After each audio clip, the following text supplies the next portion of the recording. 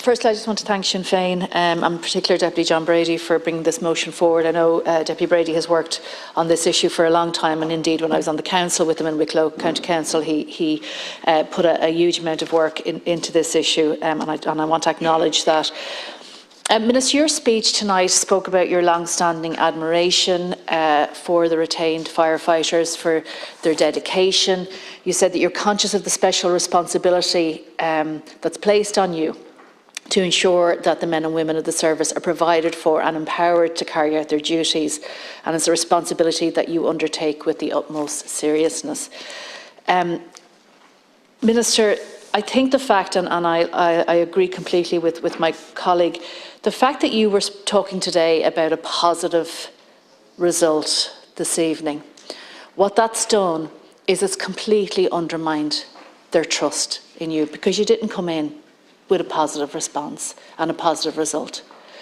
And their faith in your willingness and the political will to resolve the issues that have been going on for years and years, that faith, I would imagine, has been eroded, and I think the fact that they've walked out this evening would demonstrate that it's been eroded.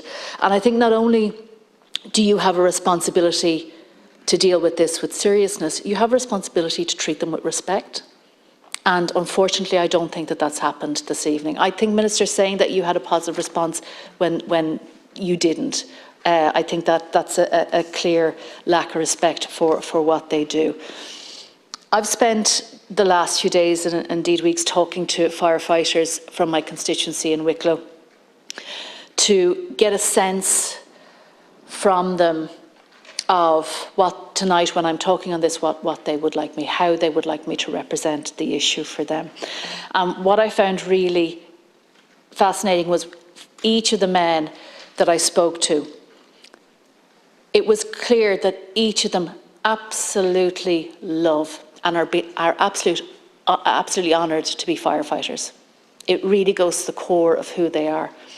They absolutely love their community, and they would do anything to keep their community safe. But when you talk to them, you get this sense of desperation from them, because the impact that it's having on them, on their lives, and on their families' lives, it is just so difficult that it is making them impossible for them to, I'm not going to say to do their job, because they're doing their job. I think it's probably making it impossible for them to, their family lives are being really impacted, absolutely fundamentally. And I think it was clear when I was talking to them today as well, that not a single one of them want to be on strike at the moment. And I think you recognise that, Minister. It goes completely against every single thing that they stand for and represent. And for them to go on strike is a signal that I think you really need to listen to. It is a signal that they are at breaking point. And I also think the reason they're doing it, it's not for themselves. I think the reason they're doing it is that they know that if this marker is not drawn in the sand, that the retained fire service will be gone anyway. So this is their opportunity to make sure that what comes after them is sustainable, that it is strong, and it still meets not only the needs of the communities that they work in, but also of the firefighters and their families. What was really stark as well when I was talking to them was it's the simple things. It's the really simple things that each of us here take for granted that they can't do. The fact that they're on call pretty much constantly means that they can't do those little things. Some of them can't get to the shops because it's within, if they're in a rural area, their local shops might be further away than the 2.5 kilometres. Some of them can't, things like driving their children to football matches, going around the county to hurling and football or soccer matches, they can't do that. They can't leave 2.5 kilometres. They can't attend, birthdays, family events, holidays in many instances. Indeed, someone I was talking to, they missed the birth of their child because they were on call and they couldn't make it.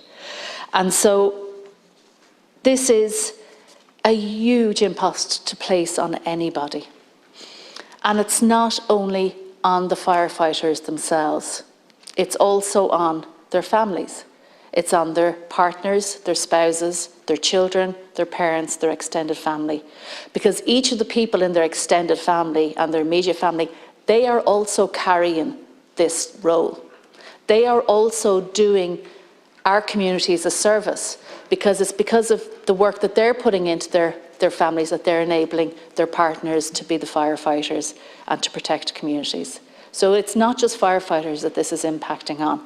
And I think that's something that that can be forgotten. And I must say, you know, if I was to put myself in the shoes, if my partner was out doing this job, I would not be able to stand for it, because it is a huge commitment that they put in.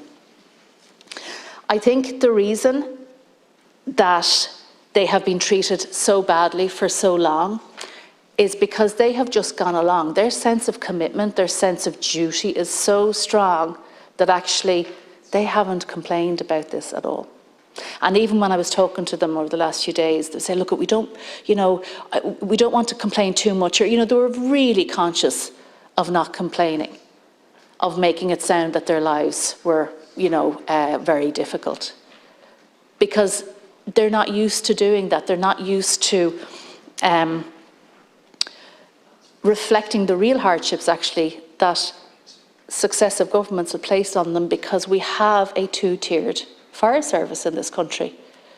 And that those retained firefighters, those men and women who live outside the major urban areas, they are expected to go above and beyond, and yet that is not a two-way street. The government does not respect them to the extent that they should, and doesn't value their service. And you may say you do, but I think really if their service was valued, this would not be an issue that we're debating today, that it would have been resolved long before now.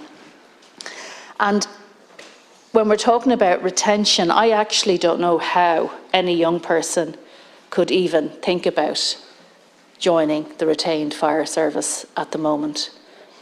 I think the impact on, as I said, not only their lives but their families' life would be so great.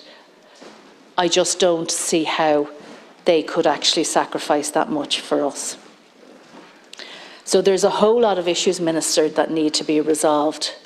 And unfortunately, despite the promises of a positive result, unfortunately, you've come to the chamber tonight and that has not been provided. And I think that the goodwill that the government has relied on and that sense of duty, I think that's drying up very quickly. I think you're actually pushing these firefighters to breaking point, and you are pushing the service to breaking point. And so I suppose my question to you, Minister, is what is your alternative? What service will you provide? If we see full-out strike, what are you going to do? If we see a huge, and this isn't, you know, possible, this is like highly likely. If we see a lot of people leaving the service, what are you going to do? Who is going to be at the other end of the call when each of us or each of our families, you know, need to make that call to the fire station and the fire service? Who are we going to expect to protect us? And that's on you, Minister. That is your responsibility. That is your job. You need to step in now and make sure that the service is fit for purpose. And when we're talking about fit for purpose, I'm not just talking about being able to manage the fires that, you know, happen or the road traffic accidents happen. When I'm talking about fit for purpose, it needs to look after the firefighters as well. Needs to look after them, needs to look after their families, and in turn, that will look after our communities. And that's what we need to see. We need to see concrete measures from you, Minister. You need to find solutions. Don't point to the pay agreements and say, look, you know, this isn't something we can do. You need to find a solution, because a solution must be found, because the alternative, there is no alternative, Minister. So I do want to just I suppose just before I finish up, just acknowledge all the work of the retained fire service, acknowledge the commitment that they give day in, day out, year out. And I really hope, Minister, you reflect on what's been said this evening and make this work for them, because if it doesn't work for them, it doesn't work for our wider communities. Thank you.